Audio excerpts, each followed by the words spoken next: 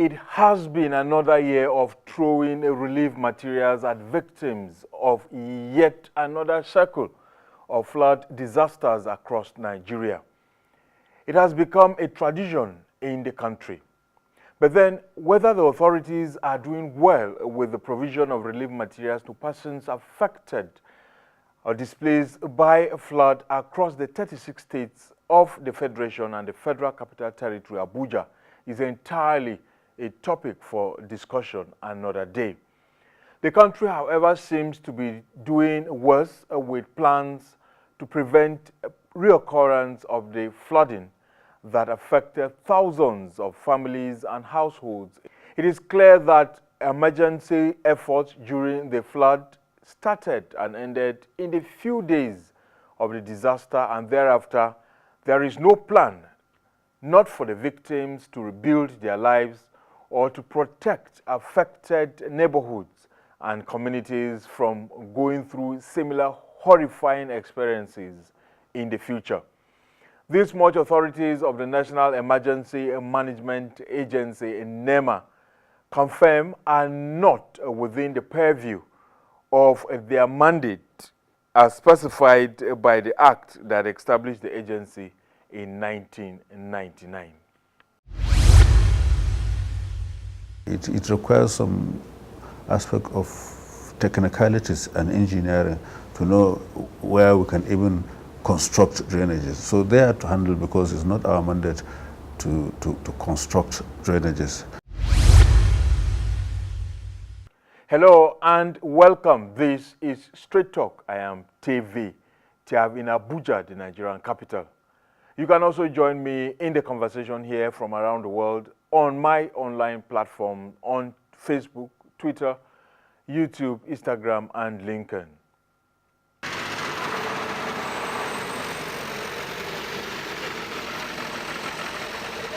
The mass flooding in Lagos State, southwest Nigeria on July 8 that awakened the country to the reality of the earlier predictions for 2017 was followed in less than 24 hours by the deadly disaster in Niger State in the north central, where 18 lives were eventually lost in the densely populated communities of Suleja and Tafa local government areas of the state.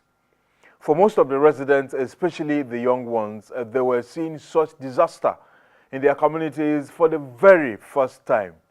The very streams that they have seen over the years and decades turned against them and their loved ones in a split second.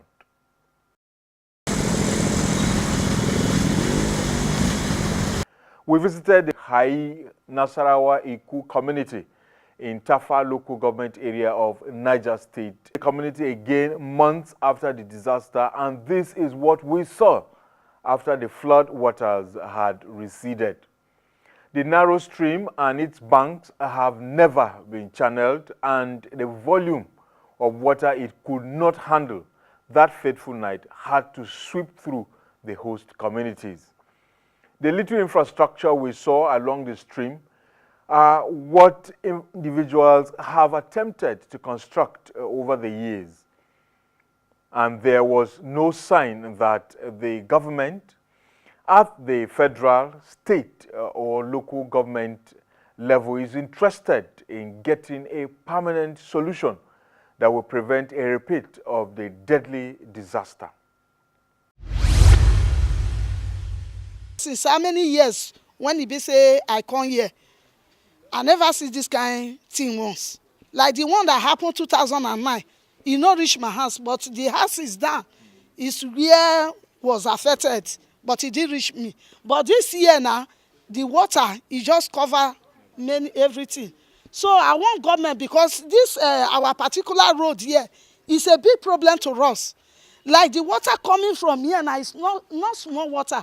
There is down here, and the one coming like this also is the same thing. So both of them, they will jam themselves in one place. And if you look at the cover now, if you people can reach there, you will see the cover they make in that place. It's too small for this very water. So we want government to come to our aim. If they don't want to evacuate us from here, settle we so that we will go and look for another place to go and buy this thing and build. Let them come and help us for this road that is here. Because it's this road that is causing this problem to us, we that are here. I am not praying for the flood to come again, but my own, if government come and say, Madam, go now with your children, I will go. I will leave this place. Because what I experienced this time around was it was not funny. Because had it been that this flood came in the night, the way it came in the morning, it would have taken so many lives away. We stopped along the Abuja-Kaduna Expressway to look at the culvert that is on the lips of every member of the community as the cause of the misfortune that befell them. It is actually a small cell culvert on a major national highway, considering the size of the stream that runs through the community. This must have been an engineering defect by act of omission or commission. Unfortunately, the expressway is a trunk A road owned and managed by the federal government of Nigeria, and it is said to have been rehabilitated as recent as February 2017 at the cost of 1.2 billion naira, ahead of the 6 weeks closure of the Nnamdi International Airport, Abuja, between March 7 and April 18, 2017, when the Kaduna International Airport was made an alternative facility. Minister of Power, Works and Housing, Babatunde Fashola, who perhaps has only the Abuja-Kaduna Expressway to show as the only project he has undertaken and completed after 2 years in office as a minister, has not responded to our request for a media interview to explain the actions and inactions of his 3-portfolio ministry. Sadly, the Niger State government that received about 1 billion naira as ecological funds from June 2015 to November 2016 also says it can do little or nothing at all to help the flood-prone communities located along the expressway. This is even as proper channeling of the stream, which will include the provision of bigger culverts or even a new major bridge on the Abuja-Kaduna Expressway, is no doubt what is required to protect the vulnerable Hai Nasarawa Iku community. The Suleja flooding wasn't as a result of a dam, but it was as a result of so many issues. Number one,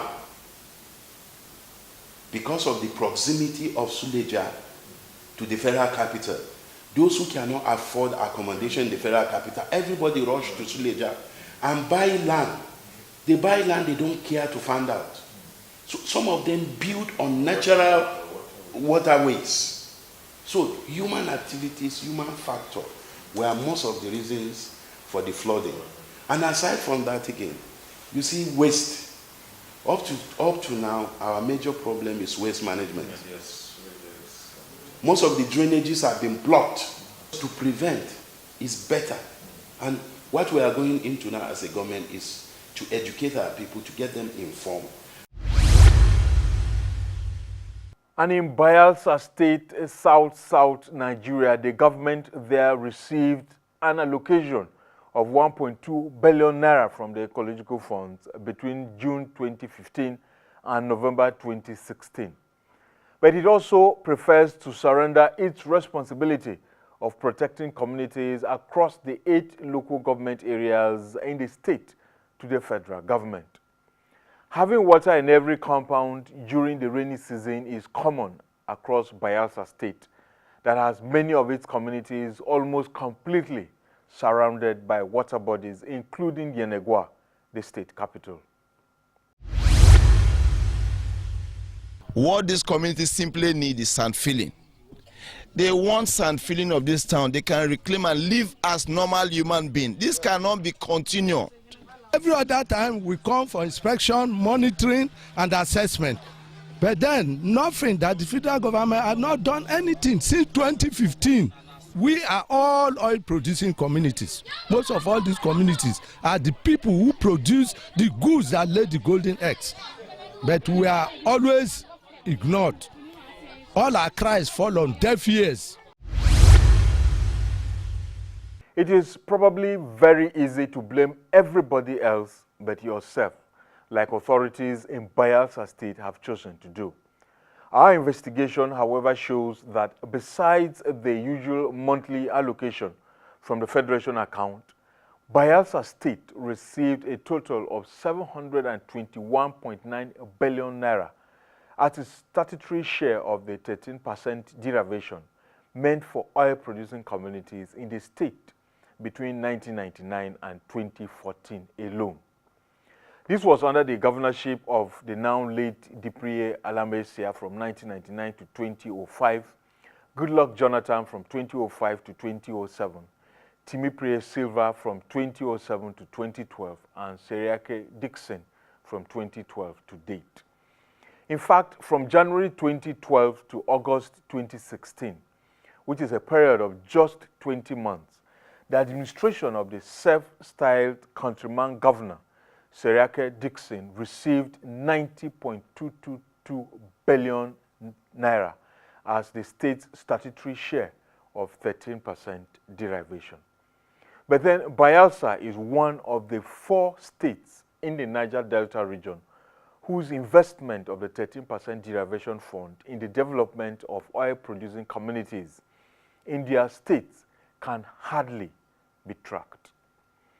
The other states are Akwa Ibom, Cross River, and Rivers, yet the lamentations continue. If people say, look, gentlemen, we own this oil, it's coming from my father's land, and here am I not benefiting as a community, or as a family, or even as a state, those are legitimate conversations. Otuoke, the hometown of former President Goodluck Jonathan, is just less than a kilometer away from where we are standing. And this is one of the major roads leading into the town. Most parts of the road have been flooded, and motorists find it a big challenge making their way in and out of the town. It's because of the flood, and the road was down. The road is supposed to be higher more than this, so that it can be able for those small cars to pass. So now we are getting difficulty to pass at the road. Now from Otueke they come, as they come, Otueke road now is sink, no way to pass, and by now as we dey like this, some keke will cheaper them now because of the road. Then they no fit pass, then they to go back their home. We watched as motorists battled with their vehicles to cross the flooded portions of the road. Some were not too lucky, as they had to practically push their cars out of the water to be able to go on with their journey. While all this was going on, a fisherman was by the side of the road catching fish for his daily livelihood.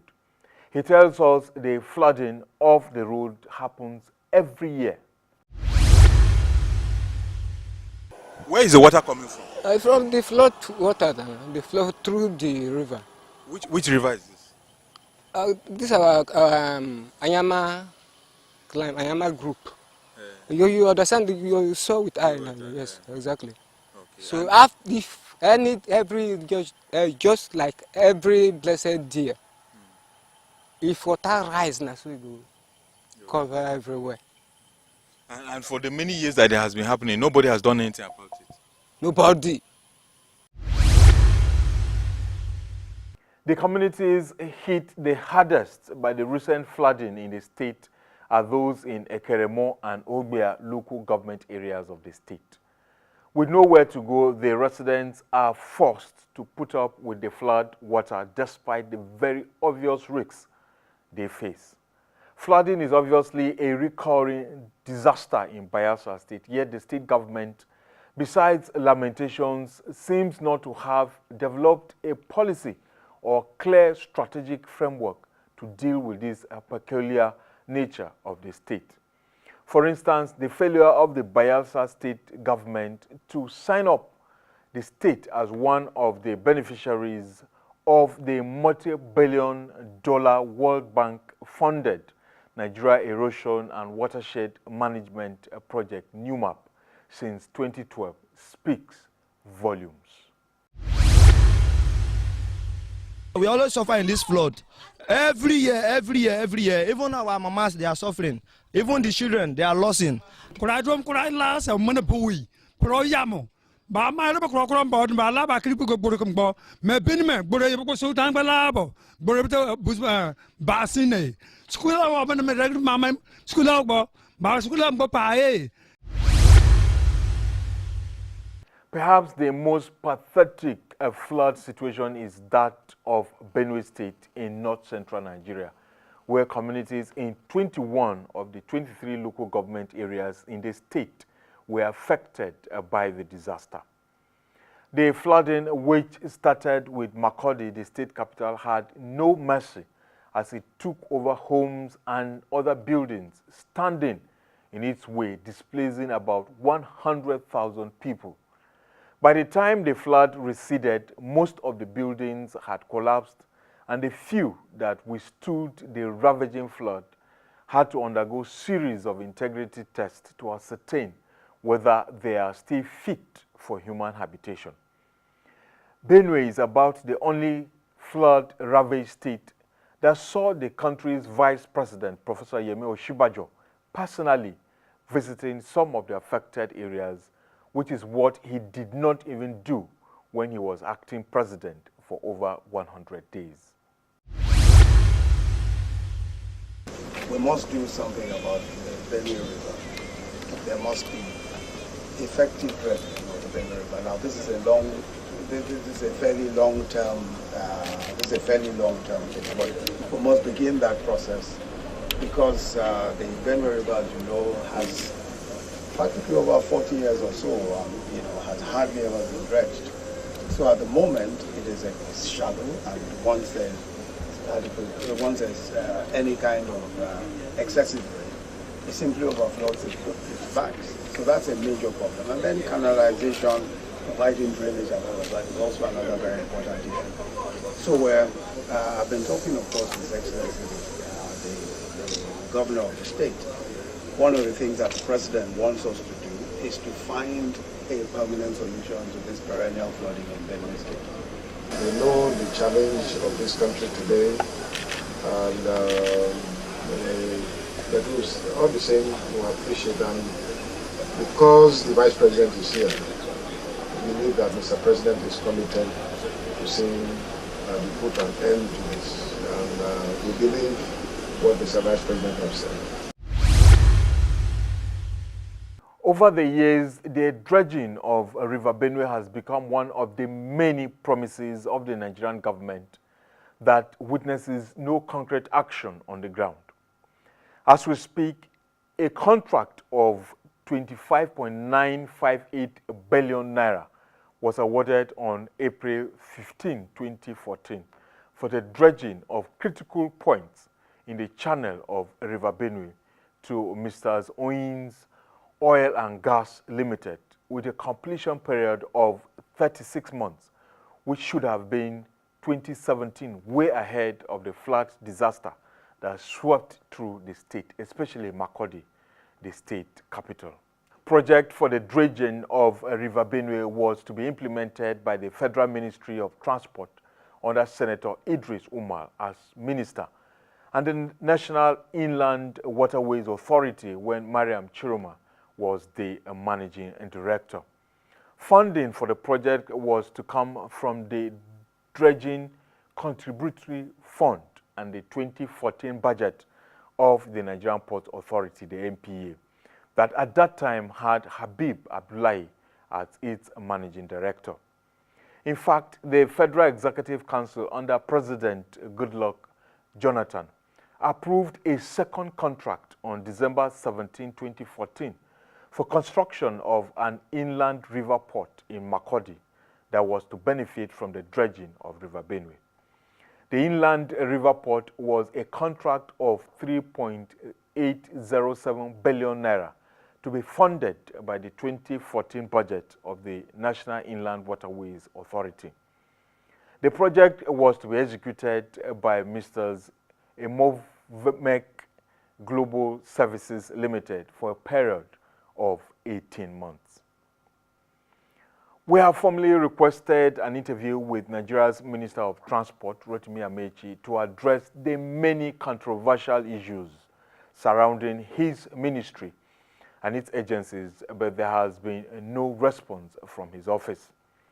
However, we have information that perhaps besides 2014, there was no budgetary provision for the dredging of River Benue, nor the construction of the Makurdi Inland River Port in the 2015, 2016, and 2017 fiscal year.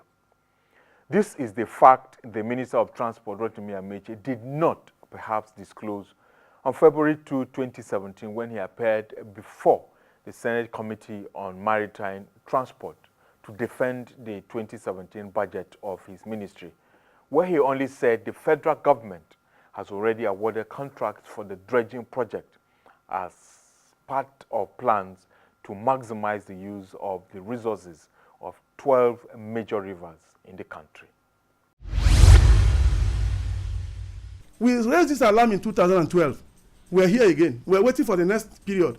And mind you, we didn't have this kind of challenge when we had the first major flood in Nigeria in 1911. There were no cities, not a single third road. I hear you people talk about blaming states for doing nothing. The states are not programmed to do anything about the challenge of water resources. How is it that the constitution that Nigeria has, whether in 1963 or 1979 or 1999, put water in the exclusive legislative list? Dredging the Benue looks good, but when you dredge the Benue, where will the water flow to? Yeah. The so-called dredging of the river Niger, other than Warri has no outlet, does not contain the waters of the river Niger. The river Niger has over 50 channels into the Atlantic, and not one meter has been dredged since the war began. The Koluama, the Pennington, the Warri River, the Benin River, the Santa Barbara, the St. Bartholomew, the Orashi, the Sombrero, the Andoni River, the Boni River, all of them flow into. Nobody in Nigeria can show you the mouth of the river Niger. How dare you talk about dredging? You can dredge the Benue because Benue receives more water than the Niger. The Donga, the Katsina Ala, the Ngurore, the Gongola, the Taraba, all the smaller rivers that come all the way from the Cameroon. Benue, over 68 billion cubic meters of water is received by the Benue every year. The Niger from its source in Guinea, in Futatoro and Futajelo, does not receive more tributaries until it enters Nigeria in Kebbi State. He receives the Rima, he receives the Sokoto, he receives the Kaduna, he receives the Gurara, he receives the Shiroro. All of them flow, and everyone ends in Makurdi, in Lokoja, and they flow to the Atlantic. Nobody has asked.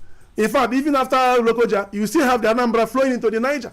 So nobody's talking about what to do with all these challenges. So if you must solve the problem of flooding, you must do river capture, you must do restoration, you must do above all channelization, because all these channels can be created so that the water can go into the Atlantic. Benue State is perhaps the cause of its own problem. Its members in the National Assembly within this period, including Senator David Mark, Senator George Akume, and Senator Barnabas Gemade, and the many House of Representative members, are not known to have made any case for the dredging or river port project.